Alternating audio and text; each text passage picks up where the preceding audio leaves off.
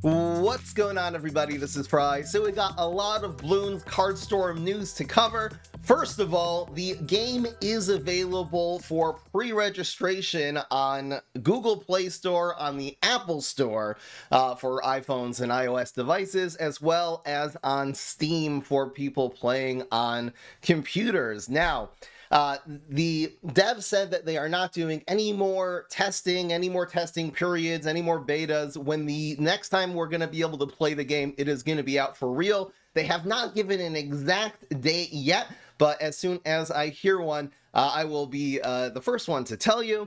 They said that it will definitely be by the end of the year, by the end of 2024, though, so hopefully it will be sooner than later. Also, they said that if they can get up to 50,000 signups between Steam and Google Play, and I'm guessing also, they don't say it specifically here in the post, but I'm guessing also for the iOS, for the Apple Store, they will be giving 500 universal tokens to everyone. When the game comes out, that'll be some crafting materials in order to craft cards at the beginning. So let's see, you know, at the time of this Reddit post, it was 21,000 downloads. I've been told that it's right now, at the time that I'm recording this video, 25,984 pre-registrations. And again, let's see what the impact of this community can be in order to up the pre-registration. So you can, of course, again, head over to either the Google Play Store, the iOS Store, or to Steam. I will leave links to all three of those in the description below.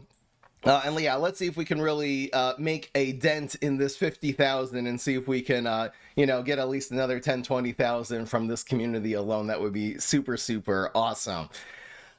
Next, there's a lot of things that the Bloons Cardstorm devs have revealed, including a new hero they will be adding when the game is released, and this is going to be Amelia. This is going to be a very unique hero in the fact that her powers, instead of really what we've seen so far of being mostly defensive, her powers are going to be very offensive. They're going to be really assisting your Bloons of pushing to your opponent's face. They go through here in the Reddit post a little bit what the powers are going to be. The first one is going to be a passive that gives a Bloon shield, a 30 shield, you know, so 30 extra health effectively. It's not going to be adding health to the Bloon that's doing more damage, but it will be shielding it.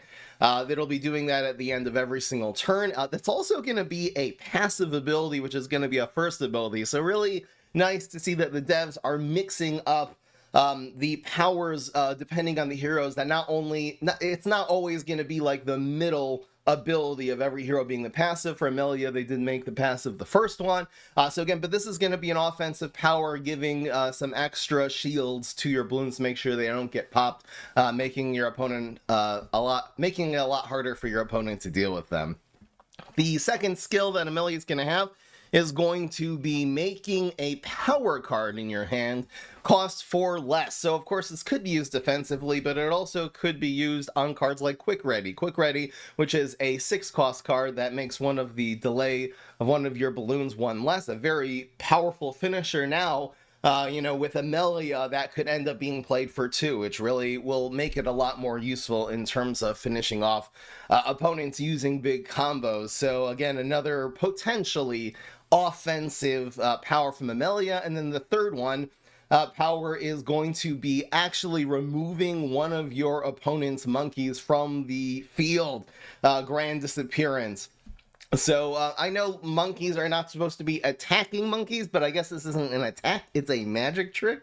So I guess that fits the lore of the game. But anyway, yeah, so again, by removing your opponent's defenses, you're basically making your offense stronger.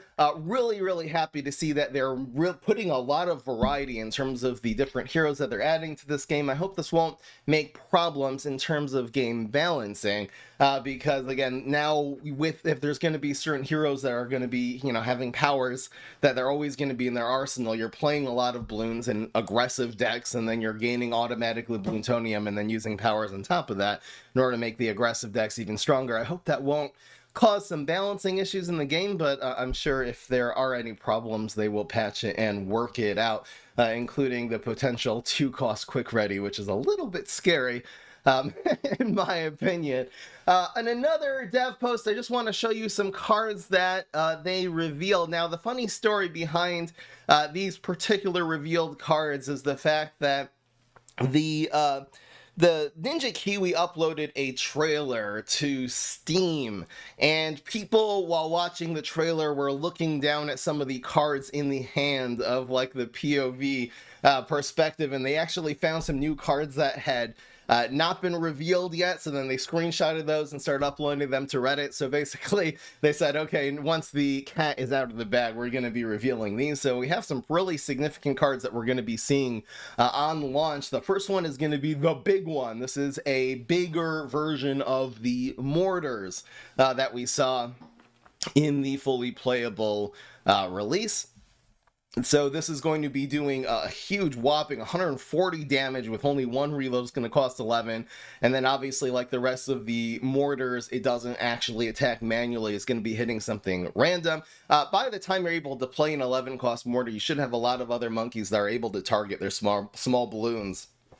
Which will make this automatically hit one of their big balloons, making it an impactful late game control card. This looks like a really cool one.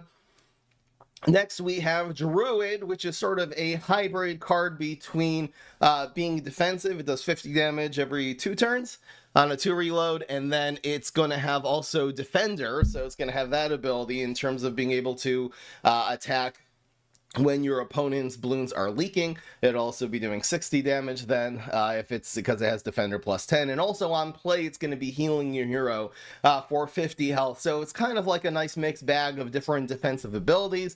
And who knows, maybe cards like Druid will really be the setup for healing synergy, which, you know, really could be a cool synergy they could add to the game. Every single time you heal, you know, it'll affect either one of your other monkeys or balloons on the board. All right, the next is sort of an Amelia themed card. I'm guessing this is going to be one of her special specific Amelia cards. So this says pick 2. If it's a balloon, it costs 2 less. So pick 2 is a little confusing ability. They did reveal a different pick card in a different Reddit post. I'll show you that now. This is the Archer's Instinct, so for 2 costs it can be pick 3, and it describes here what this means. Is that you're going to draw 3 cards, like the top 3 cards in your deck, and you're going to choose one to add it to your hand, and the other cards go to the bottom of your deck. So it's going to be sort of a mechanic for combos, like if you really need specific cards in your deck. This will, you know, not only just draw, but it's going to be, it's a little bit more expensive. You're only drawing 1 card essentially for 2, as opposed to Supply Drop, which you can draw 2 for 2. But this one will give you the card that you need, and really will be a card that will be, again, very useful in combo decks. So that'll be what this does, is that you're going to be able to pick 2 cards, choose one of them, and it will cost 2 less. It seems like a pretty weak ability because you're spending 4 to make a card cost 2 less. And you're spending a card, you're gaining a card. So you're not really gaining any card draw from this.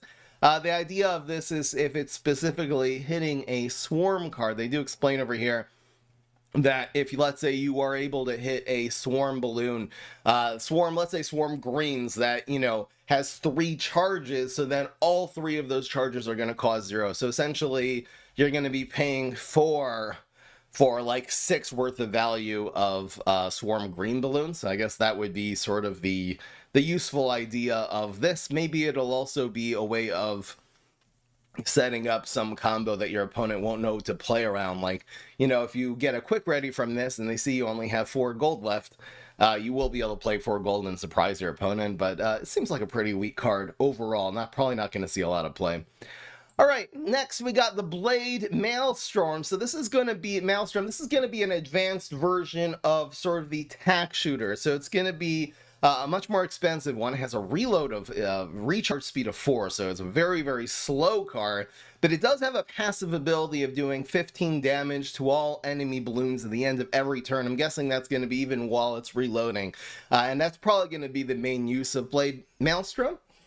It's going to, again, especially against swarm decks, you know, if they have 6 balloons on the board, this is just doing a massive shot away from all of their total power that they have on the board. Besides for, again, being a defender, which at the end of the day has defender 10, and it'll be 3 shots, so it's going to be like basically 90 90 power defending from your opponent's, pink balloons and things coming in. So it has like a couple, it will have, again, that use. I think that's cool because a lot of times defender cards you're kind of leaving on the board. You're not like using them constantly. They're kind of, even like elite defender is like a one-time use card. Typically the reload is a little too slow.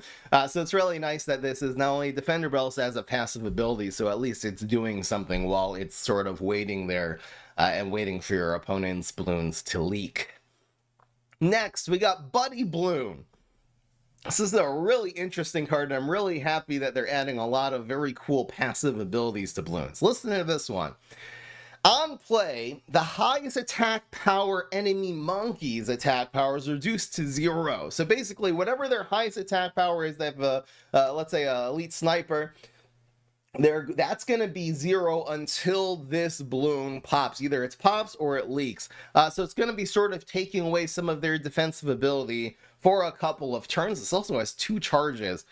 So it's going to be sort of like, again, an anti-defense card. And especially using this on an elite defender, like if it's targeting something that they really need in order to defend, from your quick ready or a balloon that's leaking that turn.